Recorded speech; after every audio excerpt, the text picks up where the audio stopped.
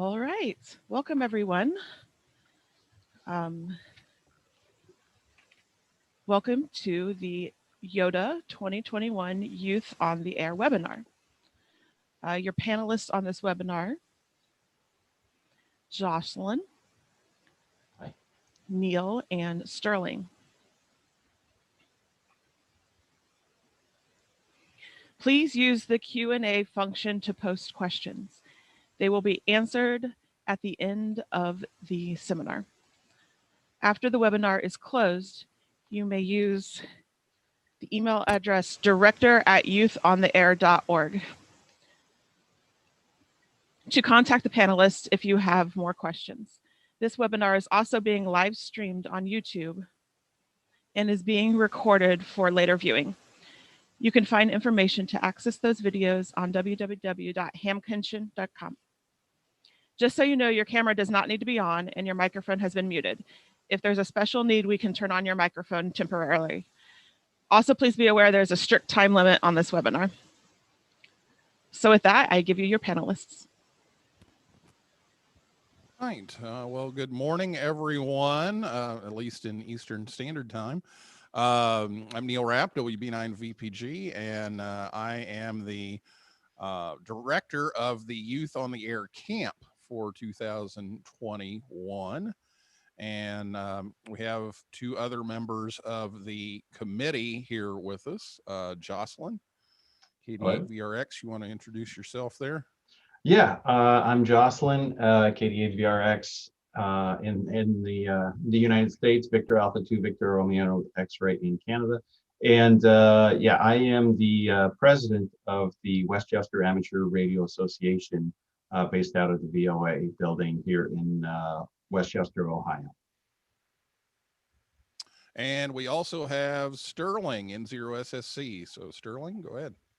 Hey there, I am that person. I've been trying to figure out how to change my name on Zoom, but to add my call sign, but everyone should know me, N0 Sierra Charlie. I'm a 20-something millennial who's been trying to push the YOTA youngsters on the air / youth on the air thing throughout the IRE Region 2. I got to go to one of the big youth camps, and so that gave me the inspiration to kick this off, and I'm glad to be here. I'm really also we're super lucky to have Neil and Jocelyn behind the wheel, so to speak, for the camp. So yeah, I'm excited to get her moving. All right. Well, we have a presentation to share with you, and we'll take some questions at the end, and we'll come back to Jocelyn and Sterling here in just a little bit with their portions of the show here. So let me get this shared here, and we'll get this rolling. Okay, so this is who we are. You may have heard me on Newsline, Ham Talk Live, and very appreciative of Hamcation for awarding me the Carol Perry Educator of the Year award this year. That happened about a month ago, and very appreciative of that, and look forward to receiving that in person next year when we have this. And Sterling didn't mention he is the youth liaison for IARU Region 2, and we're going to talk a little bit about that at the end. There's some new and exciting news on that front. And he's also the president of the Young Amateurs Radio Club, which is a group of young hams. It's a club for young hams, and there are more of those popping up all over the place. And as Jocelyn said, he's our inside person at the Voice of America Museum, which is where the first camp will be held. And we also have to always tease him that he's Chris's dad, because people know Chris, KD8VRX. He was Young Ham of the Year. He was the Hiram Percy Maxim Award winner, and so it's Chris's dad. So anyway, we always have to do that. So here is one of the issues that we deal with in amateur radio. You know, where are all the young hams? And Sterling, you want to take this one? Sure.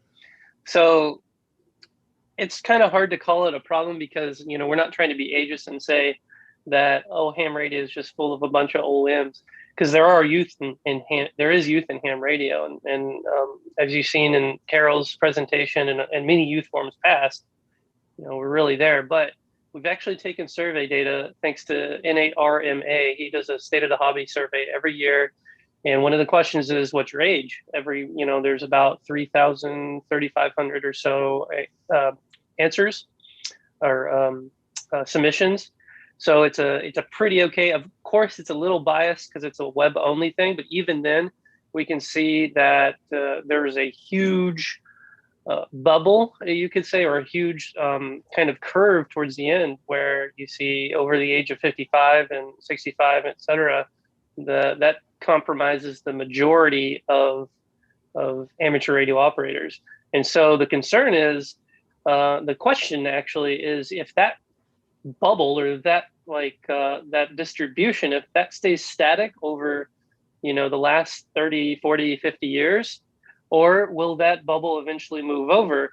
You know, if it's the latter case, then we have quite a bit of a problem, because we're going to lose out half or more of our ham radio hobbyists in the coming, you know, 20, 30 years, and leaving kind of a large gap of what it is going to be in the future with, you know, people like under the age of, I would say 45, looking at this graph.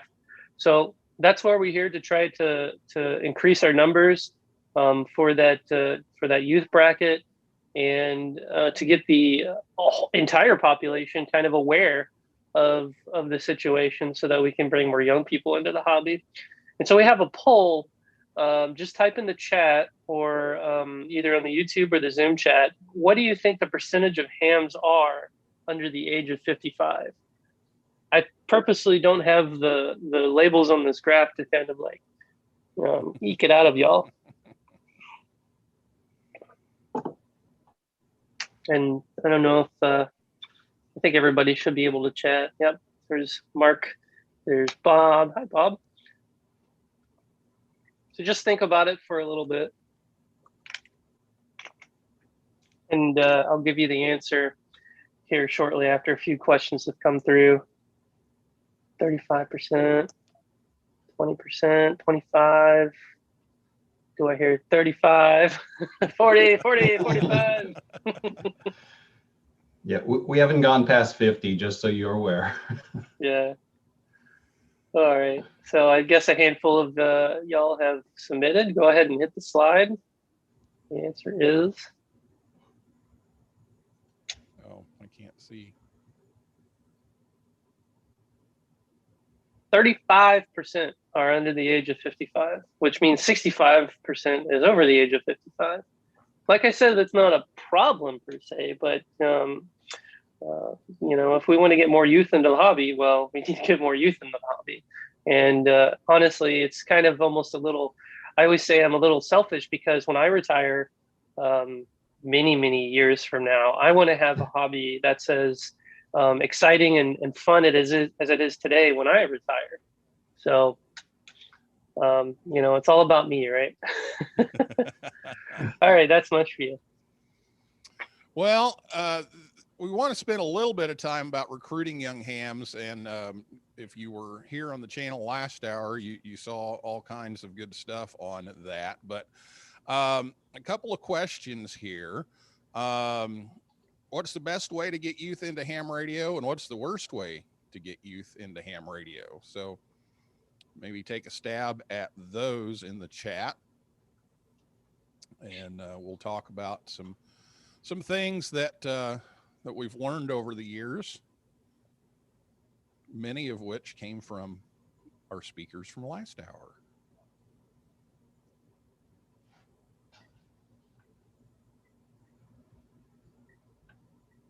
Make it fun. Yes, make it fun. If you start with the test, if you start, hey, you can take a test and get on the radio, that's probably not the most motivating factor. Now, that's not to say it doesn't work. Obviously, it does work, because there are many people who got into ham radio that way. So it works. Probably not the best way, probably not the most efficient way to try to bring young people into the hobby is giving them another test. And as we keep going, I'm a chemistry teacher at a high school, and I can tell you my kids are sick and tired of tests. I give them tests every other week. The school gives them tests. We're in the middle of statewide testing right now. We've had 2 snow days this week, so now we have to make up 2 days of testing, and they were already in 2 weeks of testing. They are sick and tired of testing. And so trying to sell somebody on something and, hey, you can take a test and get your license and then you can have fun, probably isn't the most efficient way to do it. So, as you know, Carol Perry has found out in all of her years of expertise, that's one of the big things. And also she found, and it's been interesting in working with YOTA, talking to some of the people over in Europe, is that they're just discovering some of this stuff, that the optimal age is middle school. That's not to say that elementary doesn't work. It does. If you don't believe it, just, you know, last week on School Club Roundup, you know, there are elementary schools kids that are running pileups like you would not believe. KD8MOM, K6DGE, fabulous elementary school programs. I teach at a high school. I've got a pretty good high school program and many other high school programs out there. There are university programs out there, but the optimal age seems to be middle school. That's where the focus is, on recruiting new young hams. That seems to be the age that works best.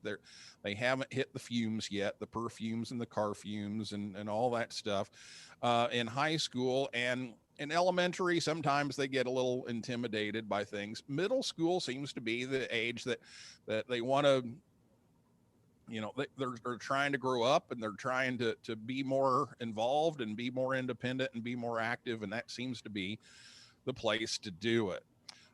Peer interactions are a big thing. And I caught most of the session last hour. I was trying to get ready here and missed parts of it, but I know one of the questions right at the end was, well, how did you meet, you know, Audrey, how did you meet other young hams? And, you know, and as you know, through the youth forums, and you meet one and then you hear about somebody else. And you know, we're trying to promote a lot more peer interaction.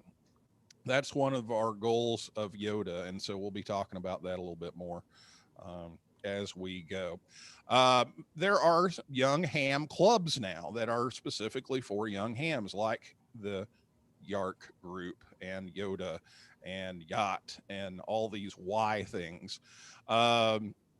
because we need some interactions with other youth. Now, YOTA's primary focus is on retaining youth.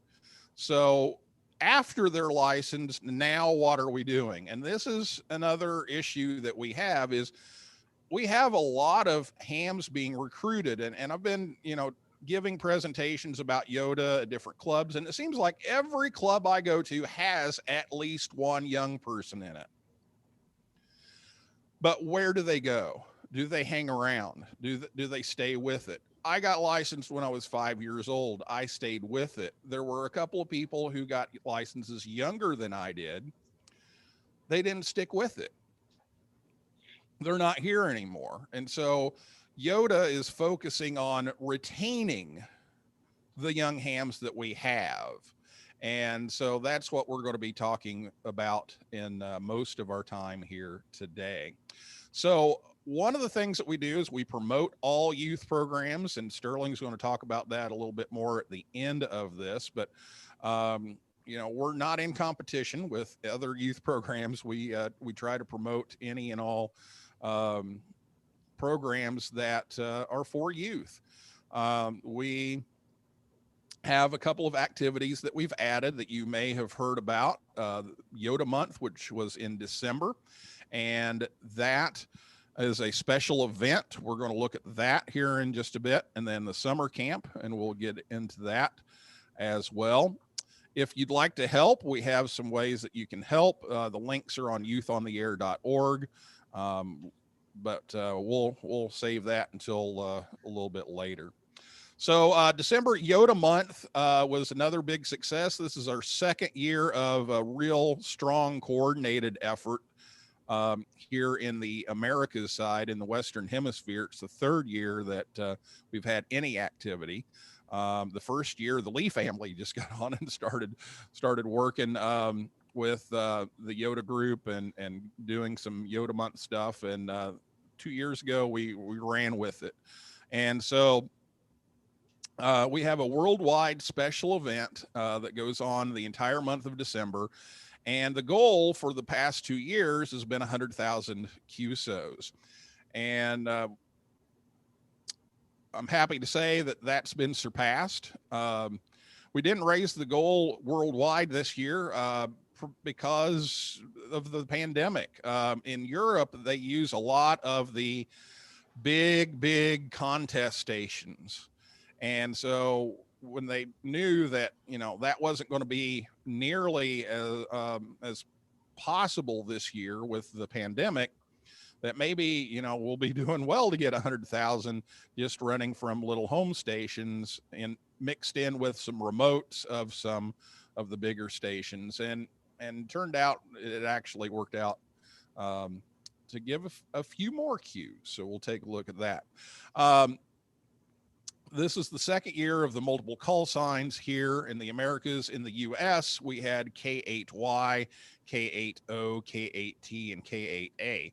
Now, worldwide, all of the YOTA call signs end in YOTA, which is 4 letters, and that's illegal in the United States. So we had to do something different from the rest of the world. So we picked out one by ones that spelled YOTA. So we did a Y call, an O call, a T, and an A. The 8 is in there because our first camp is going to be in the 8th call district. So that's why we had the number 8 in there. And Bryant Rascal, KG5 HVO, coordinated all of this. Last year, I got him going on this and helped him get everything set up. And this year, I just said, okay, Bryant, go. And, I answered some questions that he had along the way and checked in with him from time to time, but got him going on this. And that's really also one of the fundamental things about YOTA is that we have the youth doing a lot of the planning and work and running a lot of it. Of course, there has to be some adult supervision, but the idea is that once we get this up and running, that the youth learn it and then replicate it. And that's where the future is going to be. And that's where we're focused. So this year for YOTA month, we had 137,591 contacts, up a little over 8,000 from last year. Let me say that again, 137,000 contacts. All of the operators were under 26. Every operator was under 26. That's a lot of contacts for 1 month. And they really get into this. We had 46 different call signs on the air, couple thousand awards downloaded off the site. And if you haven't downloaded that yet, you can still do that. Here in the US, we were ranked number 2. We were number 1 for the first half of the month. And then Croatia decided to put in an all day, all night effort.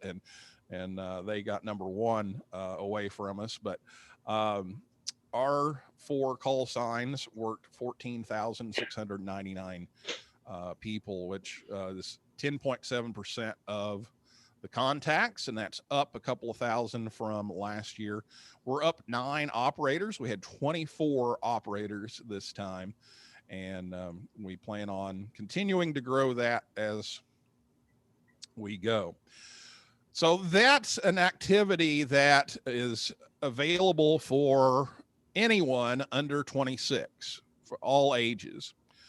The summer camp, because of some of the social concerns, not the radio concerns, not ham radio, because we know there are 7 and 8 year olds, with DXCC, they can do the radio. This camp is designed to also promote the social interaction. And so we've narrowed the age range. And at some point I would love to do one for the younger ages. And that's in the back of my head after we get this going. And then we're going to start trying to look at doing something for the younger group. But our summer camp for 2020, as you probably know, was postponed due to COVID. So we have rescheduled that for 2021. It's going to be July 11th through 16th. And it's at the National Voice of America Museum in Cincinnati, Ohio. It's technically Westchester Township. It's the northern suburbs of Cincinnati. And it's for and by young hams. So again, the idea is to set all this up and then the kids learn it and replicate it. And so most of our workshop leaders, we set a goal of 50%. We exceeded that, but most of our workshop leaders are 30 or under.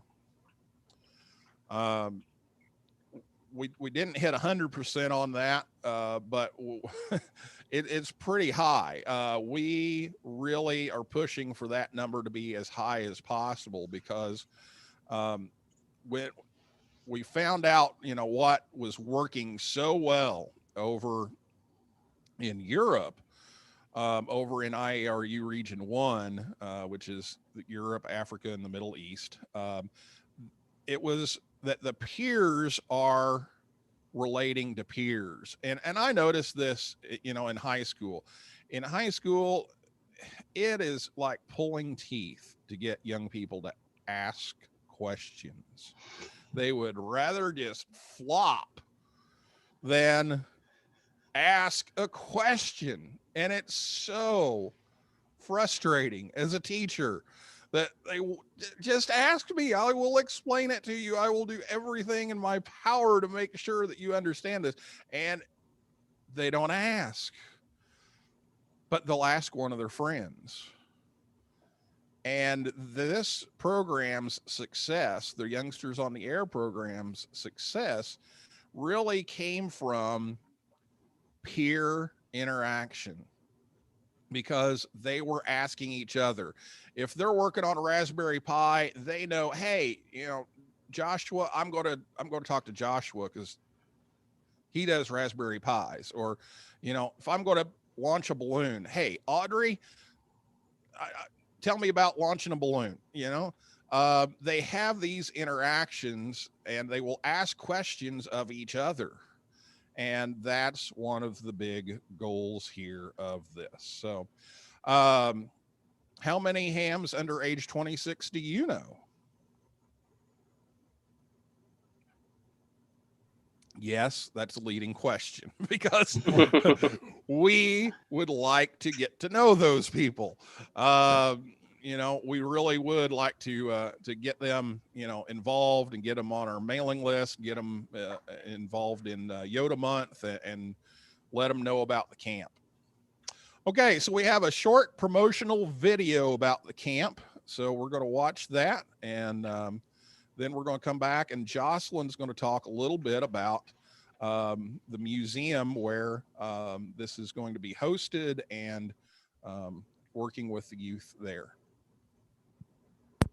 Welcome to the National Voice of America Museum of Broadcasting near Cincinnati, Ohio. The Voice of America Museum is the site for the first ever Youth on the Air camp in IARU Region 2. Young licensed amateur radio operators between the ages of 15 and 25 will have the chance to come here for a week of learning, operating, building, and fun. If you are a licensed ham between the ages of 15 and 25 in North, Central, or South America, we want you to come to this camp, which will be held July 11th through the 16th, 2021. Maybe you've just become a ham and don't know what's next, or maybe you're already an experienced ham but want to step up your game. Youth on the Air Camp will give you a chance to experience more. There will be workshops on contesting, kit building, direction finding, and satellite operation. We're even planning on having a contest at Kings Island Amusement Park and a high-altitude balloon launch. You'll have a chance to work our week-long special event station, W8Y, with some of the biggest and best rigs available. And best of all, you'll make friends and meet mentors that will last a lifetime. Thanks to the generous support of our sponsors, YOTA Camp is affordable. For more information and to apply, visit youthontheair.org. Thanks for watching, and 7-3.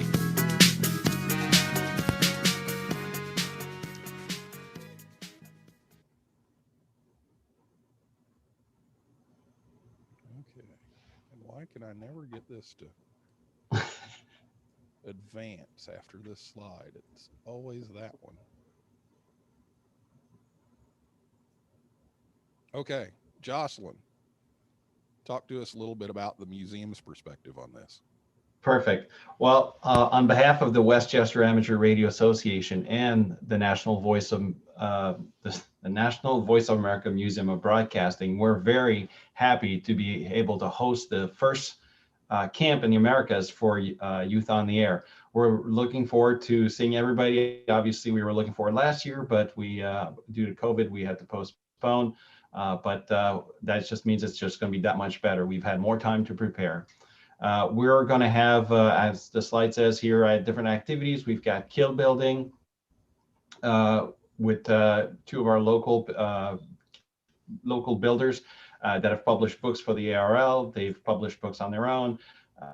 Very good makers, builders, and that should be good for the kids.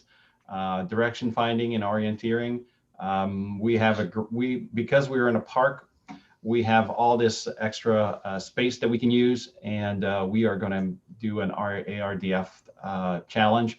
So that should be great for everybody. Antenna building, and from common household. Sometimes there's a lot of commercial products out there, and obviously, if you're on the younger side, you probably don't have that budget to go buy something commercial, and you can build a lot of good antennas with just things that laying around your house.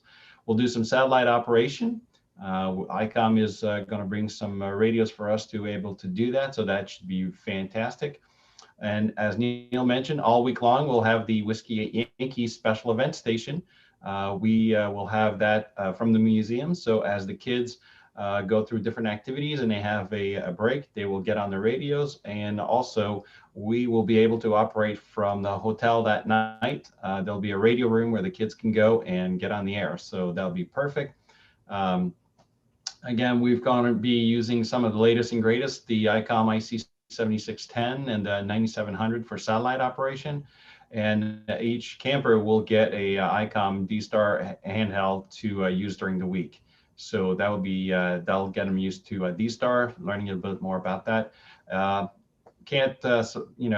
obviously being a sponsor has been great. Heil Sound is providing the microphones, headphones for everybody to use, and we're lucky enough that RNL Electronics, which is 10 minutes down the road from the museum, is allowing us to basically whatever we need, they will supply that we can't get. So we've got some great sponsors there. Yes. What other activities work well with young hams? I know I think that's the magic question a lot of people have been trying to answer. We talked about retaining youth in the hobby, but also what can we do to keep them in the hobby? What activities are going to keep them interested and focused on the hobby? And like Neil said, this is an open question. Yes, this is totally an open question. We picked out some activities that worked well with the facilities that we have and what's available, and that's going to be different at every different location when we get to that point. Each location will have something different to offer, and this is what we're doing. And I want to go back here a minute because Jocelyn kind of went fast over this direction finding thing. This is his baby. So the kids are building 80 meter CW ARDF kits. So they're building these receivers earlier in the week, and then they're going to use them to do the direction finding. It's actually called Fox Oring. It's a cross between direction finding and orienteering. So they have a map, they have a course that Jocelyn's going to lay out along with some of the guys, Dick Arnett and Bob Fry, Yep. who are ARDF superstars, and they are right there in the area. They have the maps and everything they're letting us use and letting us use their transmitters and everything. So thanks to Bob, especially Bob's taken on a lot of that, but I know Dick Arnett and some of his gang are helping out as well. But what they're going to do is they're going to have a course, and they have to find like 5 different 80 meter CW transmitters throughout the course, and they're timed through the course. And it's going to be a big athletic event atmosphere. We actually are inviting fans. We even have signs that you can hold up. So, you know, if you're in the area, we would love to have anyone and everyone that you can bring with you to cheer these kids on. We want to make it like a big,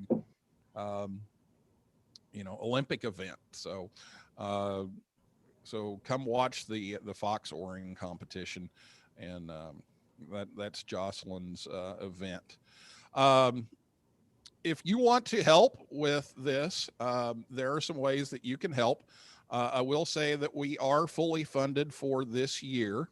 We will be starting on next year very soon. So this is the pilot year. We're trying to work out the bugs and find what we can do better and what needs to happen.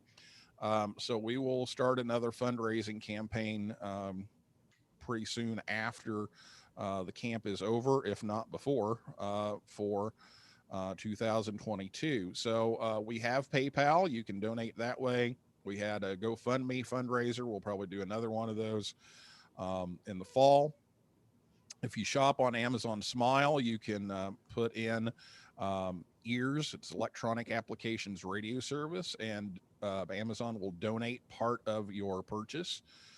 So it doesn't cost you anything. They just donate part of the purchase that you already made from Amazon.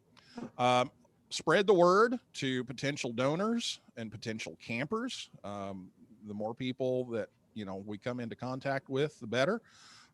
So spread the word about this program. And then the big one is July 11th through 16th. We need pileups. If we're going to have pileups for these kids to practice with, we need people on the air. We need people calling W8Y during that week. So we're going to be on all week long, as Jocelyn said. We have IC 7610s that'll be at the museum. I think we have 4 of those. We have one that'll be at the camp hotel, and we're going to remote one.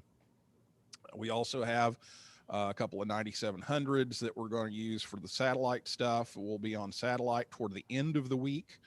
But watch our YouTube channel, watch our social media channels. We'll let you know when all the big activity times are, but watch the clusters, watch the DX clusters for W8Y. We'll be on there and let people know where we are and when, but it's pretty much the whole week, day and night, that we'll be on the air. We really want to thank our sponsors, because without them, this would not happen. And there's a whole army of ham radio operators that have made smaller donations, and we appreciate those. And those are essential to us surviving and getting this off the ground. But we also have some major sponsors that have contributed a ton of stuff and a ton of money to us to pull this off. And so we want to thank ICOM for providing all of our radio equipment, even for the staff. The campers get the handhelds, all the satellite setups, the whole bit. ICOM is taking care of that, as well as they'll be training everybody on D-Star and how to use everything. And so that's a big help to us. The YASB Foundation and Worldwide Radio Operators Foundation, Northern California DX Foundation have made substantial monetary, if I can talk, substantial monetary contributions to us. as well as Hamcation and Hamvention and Huntsville. They've really stepped up and given us some of the funding that we need to pay the bills. ARL Foundation has donated some funding for equipment for us. Heil Sound, again, providing the all the mics and headsets and headphones and all that kind of thing, and some shirts, and R&L 10-minute shot straight down the 4-lane highway. I have a feeling we're going to be running back and forth a lot. Xtronic is they sell soldering stations, and they gave us 30 soldering stations, nice ones too, regulated, temperature controlled, digital soldering stations. They gave us that. So thanks to Xtronic, some fabulous stuff there. And Swadexa and Radio Amateurs of Canada also have contributed. And then we have some personal contributions. Gary and DD West, K8DEV and KA8DXE. They are associated with the museum. Gary's on the board there, and we thank Gary for really being kind of the spark of getting this whole idea going, and his contributions. And also Steve McGrain, KM9G, helped us tremendously finish off the fundraising with a matching donation. And that's how we finished it off. So thanks to Steve for that. So please support our sponsors. They are essential to what we do. This is the timeline going on right now. Let me check the clock here. Okay. This is our projected timeline. We're actually going to start pre-registering most likely this coming week. All of the campers who were accepted for 2020 will have the first shot at re-registering for 2021. Once we get those numbers, then we will open up an application period for the rest of the spots that they did not use. And we had 3 spots that were still open when we had to shut everything down. So March will be the time frame for that. And then by April 1st, we will have our roster of 30 campers. We'll need to get acceptance responses, and then the forms. And the cost, it's $100. Now, in Europe, they actually have, it's somewhere like around $27 or something like that. The reason for the $100 is to make sure they have an investment in this, to make sure that they're going to show up and they're committed and that kind of thing. The cost is considerably more than that, I can tell you. Our budget for the camp is somewhere in the neighborhood of $35,000, somewhere in that ballpark. So yeah, $100 is very little to pay for an entire week. But that can be sponsored, and some local clubs have decided to sponsor their own youth to go. And so we've had some sponsorships, and I can certainly work with clubs on that if you want to sponsor that. But that's just to kind of make sure that they are invested in the opportunity. And, we can definitely provide some scholarships for that if they can't afford that, or we work with clubs to support them. And then the camp is July 11th through the 16th. And we'll probably make a call in April. We'll watch the COVID situation every day. We'll see how things are. Probably around April, we'll make a call as to whether or not it's safe to do this with the COVID situation or not. I've had a lot of people ask, how can you help? Personally, well, if you're in the area of the camp, we could use fans for that fox soaring event. That's July 15th from 3 to 5 at the VOA park that surrounds the museum. We would love for people to come and just cheer them on and hold up signs and everything.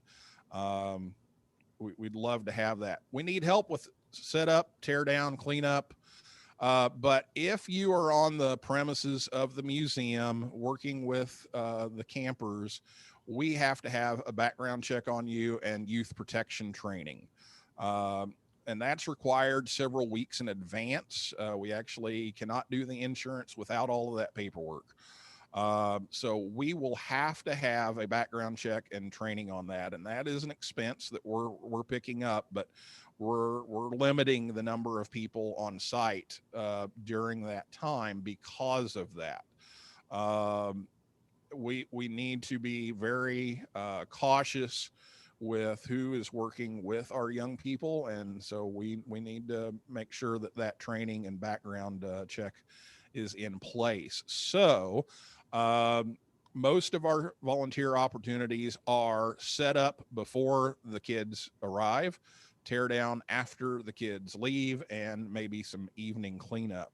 um, we also have some prep work to do. We got to set up antennas at the hotel. We've got to stuff the goodie bags because they're getting all kinds of free stuff from a whole bunch of people. So we need people to sort all of that and put all that together and set up the soldering stations and unpack those and all that kind of thing. So if you're in the area of the camp, you can check out our volunteer page on our website, youthontheair.org. That'll tell you more information, and you can contact me about that.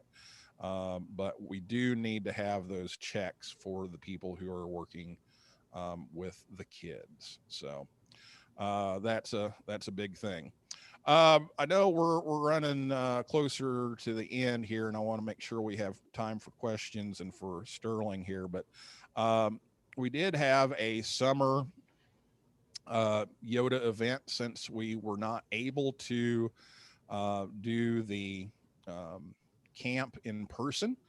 And so Jocelyn's going to talk to us a little bit about the summer activity that we did. And you can go back and watch that on YouTube if you're interested in seeing what we did. There's a 6-hour YouTube video on there. But he's going to talk a little bit about the summer YOTA day. Yeah, Neil, as you mentioned, since we had to postpone till 2021 summer camp, and we still wanted to do something for the campers, we decided to do a virtual Youth on the Air Day with events that everybody could take part from home. Neil, if you can move the slide. Sorry, thank you. So what was virtual YOTA Day? It was held on June 24th, 2020, 2 to 8 p.m. to accommodate most of the time zones here in the US. So we had youth-led forums, and we had some competition. And we wanted to make sure, again, that everybody could participate. So we could not rely on everybody having a radio. So we wanted to make it as open as possible, make sure everybody could participate. We had great prizes donated by Heil Sound and gift certificates from DX Engineering. And our grand prize was donated by R&L Electronics, and I believe it was a IC 7300. It was. Yeah. Peter, N8PJL won that. Yes, correct. So Peter won that. So it was certainly worthwhile attending. We had a good turnout. We did some stuff with SDRs. I know Sterling had a triangulation competition. We had the call sign, a pile up competition. We had different things to kind of get kids into it. Again, camp postponed, and you can see there's Peter with the IC 7300 he won, and that's Aileen. And Aileen was, I know she's from the Netherlands, but she was in Finland or Norway? Iceland. Okay, well, I was in the right region. Yep. Anyways, so she won a couple of prizes as well for attending. So really the camp was more than just in the Americas. We reached across the pond. We participated as well in Field Day. We were lucky enough, one of our club members, Jay K4ZLE, a well-known contester, fantastic CW operator, has provided access to his remote station. So if kids wanted to take part for Field Day, basically all they had to do is log into a computer and load the software, and then they could access Jay's station remotely and make all of our Field Day contacts for a Yankee sorry, let's try that again. Whiskey 8 Yankee. And anyways, we thank Jay always for letting us borrow his equipment. And it was if Jay has 2 stations, and the one that we let us borrow, we had a beam on 20, we had a 2-element beam on 40, inverted V for 80 and 160. So and then you know, I don't think we had the amp on, but still, that is a lot of power. It was a really good station to be able to use. So we'll see. Hopefully, we don't have to use that this year. But again, thanks to Jay for letting us, you know, making sure that people that wanted to get on the air for field day were able to. You want me to keep going, or you want Sterling to maybe take? You can, or I can do this one and then go to Sterling. Okay, well, I'll let you go this one. You're more familiar with the things in Europe. Okay, so the virtual YOTA Day was our response to COVID for this, to keep things moving. The youngsters on the air group in Europe formed YOTA Online. And what this is a monthly hour-long get-together online. And every month they have a different topic about YOTA. So last month was a recap of all the YOTA month activities. This month is going to be on going portable with the IOTA and SOTA and worldwide fauna. Let's see, worldwide, what was it? Fauna and flora. Fauna and fauna, yeah. WWFF. That's this month's topic. They always have a different topic. This is number 10 coming up, and that's on the last Thursday of the month at 18 or 1900 Zulu, depending on the time of year. And that's on YouTube, Facebook, and Twitch. And we have a promotion on that on our website, youthontheair.org, so you can find all the links to that. But some of the topics, you know, have involved over here in the Americas because we participated in them. Some of them are a little more geared toward them, but we really are the same program. We changed the name to Youth on the Air just because it seemed to translate better. It has a different meaning. In Europe, usually it's troubled youths, but youngsters are the cool kids. And over here, it's a little kind of the other way around. So, so we changed it to youth, but it's all the same program. And getting that to spread internationally is what our IARU Region 2 Youth Liaison is going to talk about. So Sterling, take it away. Yeah. So like we mentioned a while back, I was appointed as the IARU Region 2 Youth Liaison. So I'll keep this quick because we need to go to questions. But essentially, I'm a glue. I'm a connector between all of the member societies in Region 2. And I've been running various meetings, events, activities like Zoom meetings to try to spark the kind of interest we had from YOTA or the original YOTA in Region 1 throughout Region 2, and that's the Americas and the Caribbean, everything here on the I guess western or eastern side of the Atlantic. So far, we've done a few Zoom meetings. We've got 32 members across 17 different member societies. It's countries.